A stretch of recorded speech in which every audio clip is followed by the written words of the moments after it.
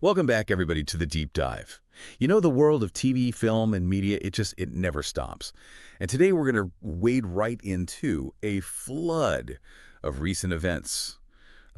Think about this as a kind of a behind-the-scenes look at how this industry really works. Yeah, I think what's interesting about this batch of news is that we see everything from individual stories that have these huge implications, like a director facing some pretty serious legal trouble, to these massive industry-wide trends in financing and global production. It can be overwhelming, but we're going to break it all down. Exactly. So today we're on a mission to pull out the most important stuff from all these headlines, the things that actually will affect you as a viewer or as someone who's interested in this world. So let's kick things off with a story that has that classic Hollywood drama feel to it. Erik Rinsch, the director, you might remember him from 47 Ronin. He is in some pretty serious trouble. This is the big leagues when it comes to production problems. He's been charged with fraud and money laundering. It's connected to this Netflix sci-fi series that never got made. The project had a couple of different names. It started as White Horse, then it morphed into Conquest. And Netflix, they poured money into this, reportedly something like $11 million. But the real question is, what happened to all that cash? Well, according to reports, a big chunk of it was used for, I guess you could say, personal enrichment. There was a lot of spending on luxury items, and this is where it gets a little more modern, crypto investments. The lesson here is we're seeing a lot more scrutiny on the finances of these huge streaming projects, because things can go wrong, and it can go wrong really fast. Yeah, definitely a reminder that not all that glitters is gold in Hollywood. Okay, so let's shift gears a bit. We're going to talk about a different kind of drama.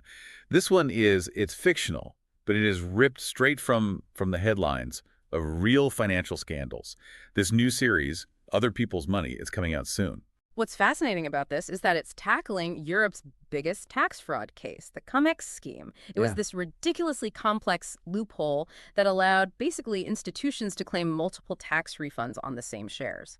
We're talking billions taken from taxpayers. Billions with a B. That's mind-boggling.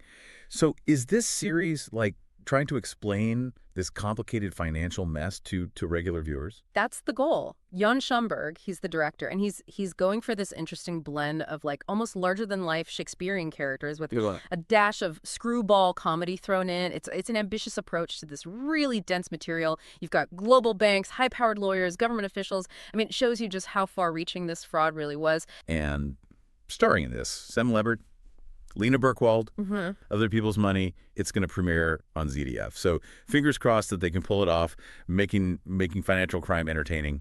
It's a challenge. Okay, let's look at something a little more positive. Norway. They're really stepping up their game when it comes to funding the media of the future. They have this thing called Zephyr. Zephyr is a really good example of how media gets support at a regional level. It's based in Bergen, and it's Norway's biggest regional investment fund. They're focused on film, TV, and games in the southern and western parts of the country. It's this really focused effort to grow those creative industries in places that aren't, the huge capital cities. And are they putting a lot of money behind this? Oh, yeah, they are.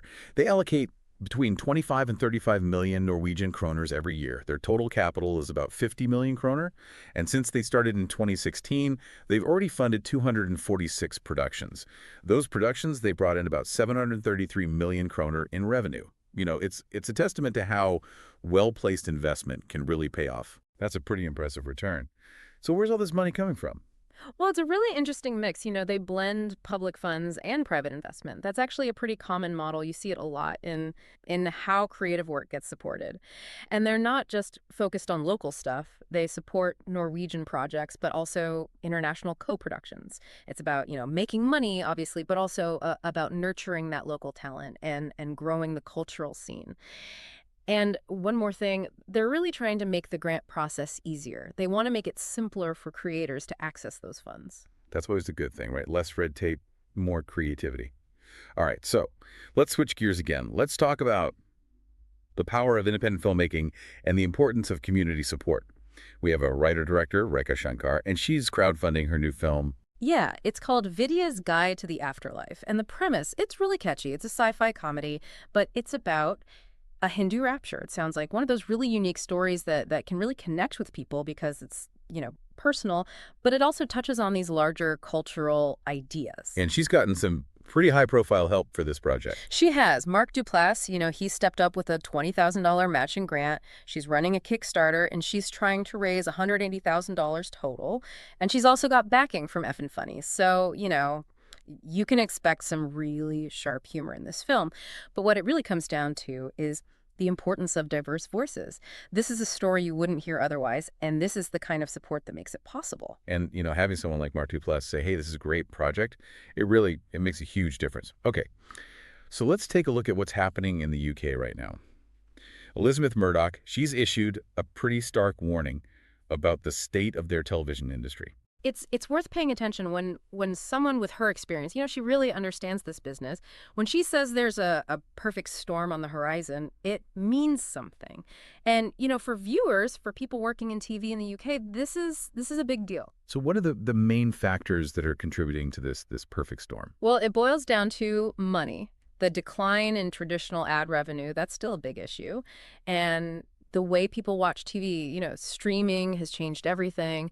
So she's really stressing the need for innovation, but also the importance of government support. If the UK wants to remain, a global leader in TV production, they're going to need to make some changes. Yeah, it's a familiar story, right? The established players trying to adapt to this new world of streaming and all the changes it brings. But let's take a step back and look at the early days of digital entertainment we're talking about, the pioneers, those web series that really broke new ground. This is actually a really important bit of history for anybody who loves online video, especially the scripted web series, the ones that first popped up on YouTube and places like that.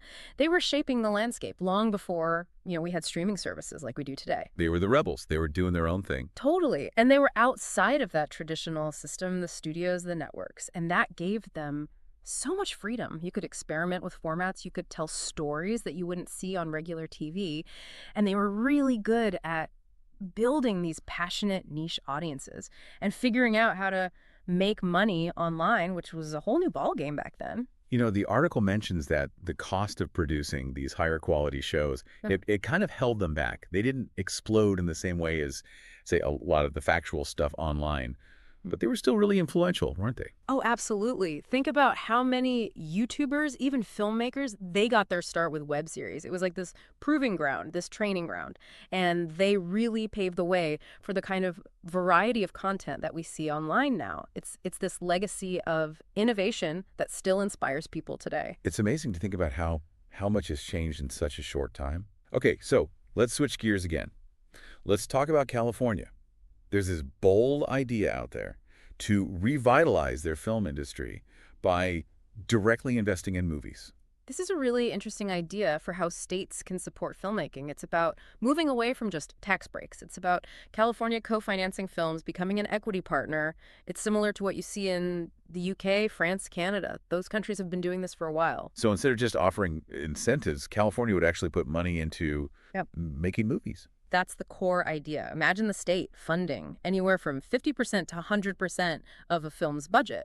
But then they get a share of the profits. And it could create this self-sustaining fund for more investment. And of course, it creates jobs, a lot of jobs all across the state. It's a way for the state to actually benefit directly from the success of the films that it supports. Exactly. It could be a huge boost for independent filmmakers and even for the bigger studios. And the benefits, they go way beyond just the film industry, boosting cultural exports, attracting tourism, owning valuable intellectual property. It's all part of this idea of restoring California's position as a global filmmaking powerhouse. Yeah, because they're facing some stiff competition these days. Okay, so we're going to move from, policy stuff to personal reflections. Christina Hendricks, she's been talking about her time on Mad Men and, the issue of sexism in Hollywood, it's still a problem. She played the iconic Joan Holloway in Mad Men, and she's been reflecting on how the show depicted that sexism of, that era, but also how those issues are still present today. And coming from her, it's a powerful perspective. She's lived it. Mad Men was so good at capturing that period. But it's kind of sobering to hear that some things haven't changed as much as we might have hoped. She's also got this new project, Small Town, Big Story, and she's been talking about how things are evolving slowly for female-led stories. Yeah, it's an ongoing process. We are seeing more stories told from women's perspective, more women in key creative roles, behind the camera as well as in front of it, but still a long way to go. And it's good to hear from people who've been there and seen it and are part of that change. All right, let's turn to Netflix. We've got to talk about what Ted Sarandos, their co-CEO, has been saying. He's touched on some pretty big topics. Well, he addressed the end of Stranger Things, which is huge, and also the challenges that some other streamers are facing, particularly Marvel. And these are things that viewers, should be paying attention to. They're really building up the Stranger Things finale, aren't they? It's going to be a big event. And his comments on Marvel, I think, are really telling. Do you think people are getting a bit superheroed out? It's possible. I think the problem is it's hard to maintain quality when you're putting out so much content, and that's a big question for streaming services. Is it quantity over quality, or can you do both? It's a tough balancing act, that's for sure. Okay, let's switch gears completely again. This next one it's a passion project. It's local. It's heartfelt. A documentary about the Milwaukee Brewers back in 1982. This is a film called Just a Bit Outside. Kelly Call, he's the guy behind it. He's a former CBS executive, and it's a tribute to the 1982 Brewers and their journey to the World Series. What's interesting is it was made on a small budget, less than $1 million. So it really is a labor of love. So it sounds like it's more than just a sports doc. It is. It's really a celebration of how that team lifted the city of Milwaukee during a tough time economically. It's about community and nostalgia and the power of sports to bring people together. And for people who want to see it, where can they find it? It's streaming exclusively on Roku. It comes out April 11th. They've got interviews with all sorts of baseball legends, and Call describes it as this heartfelt tribute to the city and its blue-collar roots. It's one of those films it's about more than just the game. It's those stories that often resonate the most. Okay, so let's move on to, behind-the-scenes stuff, the executive moves that often shape what we eventually see on screen. There have been some interesting changes. Jessica Ludgrove, she's the new VP of production at David Beckham's Studio 99. She comes from the documentary world and TV films, and she'll be overseeing their whole slate of projects. And we've got a big move in the world of tech and visual effects. We do. Robert Legato, he's a legend, multiple Oscars. He worked on films like Titanic and Avatar. He's joined Stability AI. And what makes this really interesting is it reunites him with James Cameron. Cameron's on the board of Stability AI. So you can imagine they're going to be pushing the limits of AI in visual effects. This could change how movies look. It could make them even more spectacular, even more realistic, and maybe even cheaper to make. It's the future of filmmaking right there. Yeah. And one last executive move. David Novak, he's the new chairman of Spinco. That's Comcast's new company for all their entertainment and streaming stuff. Novak's got a lot of experience. He led Yum brands for years, so he brings a lot of strategic and financial know-how. This is a big job. He's going to be overseeing a really crucial part of Comcast's future. So those are the big players. Yeah. And those moves often tell us what those companies are thinking, what they're prioritizing, and, that impacts the stuff we watch. All right, time to go global. Yeah. Festivals, markets, these are the events where the industry really comes together. They're vital for understanding how this whole business works on an international level. This is where projects get launched, deals get made, people from all over the world connect. At the Hong Kong Asia Film Financing Forum, there was this film, Mother Boomy. It's a multilingual drama starring Fan Bingbing. It's set in Malaysia in the 1990s, and it tackles issues of land rights, local beliefs, female empowerment. And we're seeing one of the biggest names in Asian entertainment really expanding their global reach. Yes, CJ E&M, they're the company behind Parasite, that won all the Oscars. They're trying to figure out how to navigate, production costs are going up, traditional TV is declining, streaming is huge. They're partnering with Netflix, they're building up their own platform, TVing, they're doing co-productions, acquisitions. It's a lot to juggle. Down in Australia, Screen Forever 2025, they got a couple of really interesting speakers lined up. They do. Hugh Marks, he's the former CEO of Nine, and Michael Abid, he was the managing director of SBS. They're going to be talking about streaming, funding models, the importance of international co-productions. It's a good snapshot of what's happening in Australia, which, it often reflects what's going on globally as well. And Hong Kong Film Art 2025, they showcased a really interesting slate of films, didn't they? They did. It was a really diverse mix. You had a Hong Kong revenge thriller, a South Korean film based on a popular graphic novel, a Taiwanese action film, an animated co-production that has, global appeal, and a Malaysian film about redemption. It really showed the breadth of creativity that's coming out of Asia. And Taiwan is making a big push to raise their international profile. They are. TAICA, that's the Taiwan Creative Content Agency, they had a huge presence at Film Art. They were showing off a bunch of films and TV series, and they were looking for co-production partners. They've got this initiative called TICP 2.0. It's about supporting innovative storytelling and making Taiwanese content more competitive globally. Series Mania Forum, they're expecting record attendance this year, which tells you that TV is still a big deal. Yeah, for sure. It's become one of the most important events globally for TV professionals.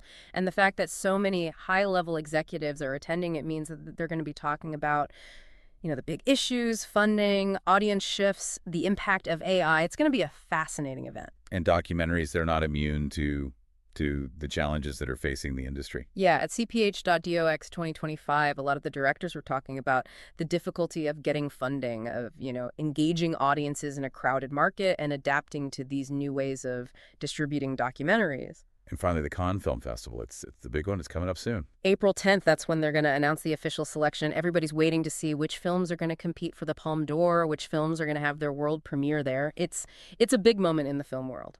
It's a reminder that these festivals, these markets, they're not just, industry gatherings. They really are a window into the global film and TV landscape. Okay, time to look ahead. What's in development? What's coming down the pipeline? A lot of exciting projects are in the works. Micah Monroe, she's been cast in the film adaptation of Reminders of Him. That's a Colleen Hoover novel. It's a story about a young mother who's trying to find forgiveness and reconnect with her daughter after a tragedy.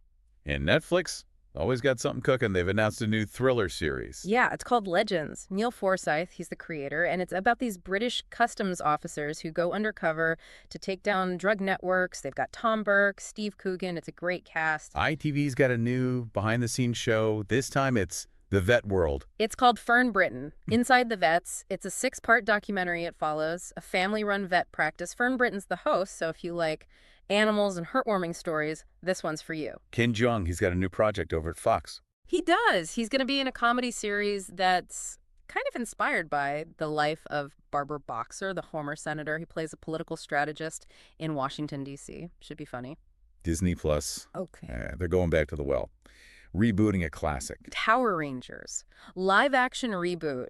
They're in the early stages, but they're talking to writers, trying to figure out how to bring it back for a new generation of viewers. Channel 4 in the UK, they're doing a dog show with a twist. Nick Grimshaw's the host. And it's not your typical dog show. It's really focused on the bond between dogs and their owners. And they'll be competing in these, fun challenges. It's heartwarming stuff. Apple TV Plus, man, they've added Greg Kinnear to their Maya Rudolph comedy. Yeah, it's called Margot's Got Money Troubles. Maya Rudolph's character, she suddenly comes into a lot of money and, hilarity ensues. Greg Kinnear plays opposite her. Should be good. Channel 4's got a new drama set in Northern Ireland during the Troubles. Yeah, Trespasses. 4-part drama set in 1975 at the height of the conflict. It's about this Catholic school teacher and a Protestant barrister, and they fall in love. It's got a great cast, Lila Pettigrew, Tom Cullen, Gillian Anderson. Hunted, the reality show, it's going global. It is. It's produced by Banijay, and it's basically, contestants try to stay hidden from this team of expert trackers, and it's expanding. They're doing versions in Sweden, French-speaking Belgium, Botswana. It seems like, the idea of being chased, it's pretty universal. ITV's got a new drama based on a really controversial figure. Yeah, it's called The Lady. It's about Jane Andrews. She was a royal dresser who was convicted of murder. Mia McKenna Bruce plays Andrews, and Natalie Dormer plays Sarah Ferguson. It's a fascinating story, and it really explores this complex relationship that led to this shocking crime. A Big Bang Theory spinoff. It's finally happening. They've given it a title, Stuart Fails to Save the Universe. It's all about Stuart Bloom, the comic book store owner. He was a fan favorite, and now we're going to get to delve into his life, his relationships. It's all set in that same Big Bang world. Could Without a Trace be coming back? It's possible. The original creator, Hank Steinberg, he's interested in bringing it back. He's thinking about maybe doing it as a serialized show, focusing on one big case per season. And Robert De Niro, he's hinted that Meet the Parents might be back for another round. He has Meet the Parents 4. They're in talks with the original cast, the writers on board. Sounds like they might actually do it. Lionsgate is adapting Here in the Dark, a book by Alexis Solowski. Yeah, it's a suspense novel. And Megan Abbott, Taffy Brodesser-Akner, they're attached to write it. They're both really talented, so this could be a really compelling, dark, twisty series. Pixar's got a new trailer out for their upcoming film, Elio. It's a sci-fi adventure about this 11-year-old kid who accidentally gets chosen to represent Earth to a bunch of aliens. Sounds like classic Pixar, fun, heartwarming, with a little bit of, intergalactic intrigue. NRK, that's Norway's public broadcaster, they've ordered a big hospital drama. Big budget. From Rubicon, the company that made Beforeigners. It's set in a busy hospital. It's going to explore all the drama that happens there, but also some of the social issues that are, tied to healthcare. Should be interesting. A New Zealand comedy. It's getting a Chinese adaptation. Step Dave. They're making a Mandarin language version for audiences across Asia. It's a deal between All3 Media International and Astro, which is a Malaysian company. And a new educational show for the little ones. NHK and Sesame Workshop are teaming up to launch The Wakey Show. It's a daily show for preschoolers. It's all about early childhood learning. Puppets, animation, interactive stuff. The classic Sesame Workshop formula. Jonah Hill, he's going to direct and star in a new comedy. It's called Cut Off. It's for Warner Bros. And it's about these, rich siblings who get cut off from their parents' money. It's a big budget comedy, and it's getting a California tax credit, so they're shooting it there. NBC's got a new comedy pilot starring Tracy Morgan. Yeah, Precious Way and Jalen Hall, they're in it too. It's about a blue-collar dad and, the struggles of raising a family. Should be fun. And finally, an action disaster movie from Hong Kong. Open Fire. Big budget. $16.4 million. It's about a firefighter battling terrorists in a massive fire in a slum. They're looking for global partners to help them finance and distribute it. Really ambitious project. So much going on in the development world. Yeah. It gives you a sense of what the future of entertainment might look like. But you got to get those projects made, and that's where deals come in. Yeah, we've seen a ton of deals lately. Acquisitions, distribution agreements, all sorts of stuff. Well, Go USA, they picked up the North American rights too. Yeah, dang. The Snitch. It's a Korean crime thriller. Should be pretty intense. LOL, that comedy format, it just keeps spreading. It does. Teledos in Uruguay and Transmedia Group in Argentina, they've both bought the rights to adapt it.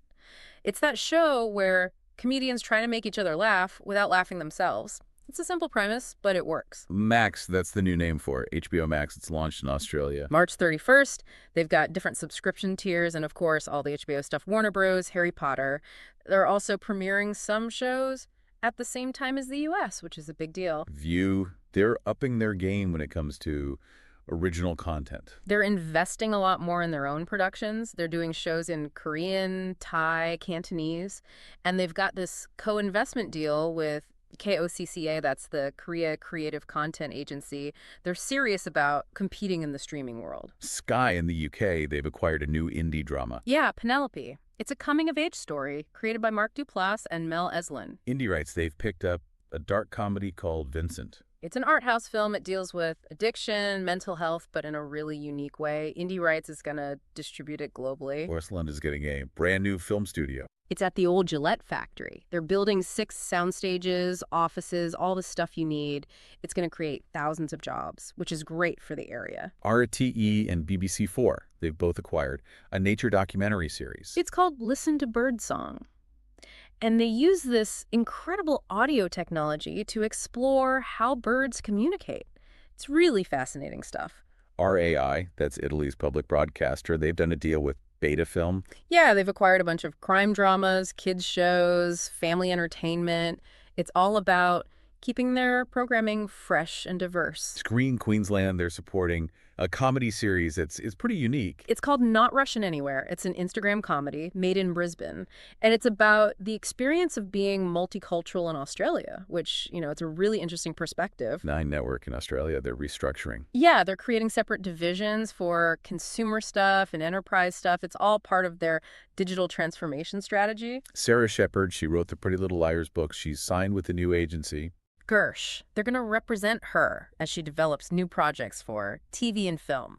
Golden Scene, they've acquired the Asian sales rights to a new Hong Kong film. Girlfriends. It's about 3 young women, and it follows them over 15 years. Sounds intriguing. California's film tax credit program, it's still a big deal. Huge. They've just awarded a record-breaking $114 million in tax credits to 51 projects, Yeah. including films from the Daniels and RuPaul. Those tax credits, they're a big reason why so much production stays in California. Shaz Khan, he's an actor. He's also an MMA fighter. He's going to star in a new MMA film. Yeah, it's going to explore the world of professional fighting, which, given his background, he's the perfect guy for it. And finally, Martin. That's an Indian action thriller. They've sold it all over the world. They did their deals at Hong Kong Film Art. It's sold in Latin America, Russia, the U.S., the U.K. Big success story. Wow, so many deals. It's a constant flow of content moving around the world. Okay, let's wrap things up with some quick news about renewals and cancellations. School Spirits, that's a Paramount Plus show. It's been renewed for a third season. It's doing really well for them. And ITV's Limitless Win. That's the quiz show with the unlimited jackpot. It's coming back too. 2 more seasons. And they're doing some Christmas specials as well. Ant and Jerome, they're going to be busy. And a cancellation to report. Hulu is saying goodbye to Solar Opposites. Season 6 will be the last one. It's a spin-off of Rick and Morty, and it's been running for a few years now. So as we come to the end of our deep dive, it's pretty clear that this industry is in a constant state of flux. We've seen financial challenges, we've seen creative breakthroughs, streaming is still the big story. It's a lot to keep track of. And I think what's important to remember is how connected everything is. A problem on one production can impact a whole streaming service. A small regional fund can launch the career of the next big filmmaker. And these deals, they're happening all over the world. It's a global business. It really is fascinating to watch it unfold. And it leaves us with a lot to think about. Given everything we've talked about, the money, the creative stuff, the global deals, what do you think is the one trend, the one event that's going to have the biggest impact on how we watch movies and TV in the future? What does it mean for the people who make those shows, the companies that distribute them, and, for us, the viewers? It's a big question, and one that's worth spending some time thinking about. Thanks for joining us today for the Deep Dive. It's been fun. We'll see you next time.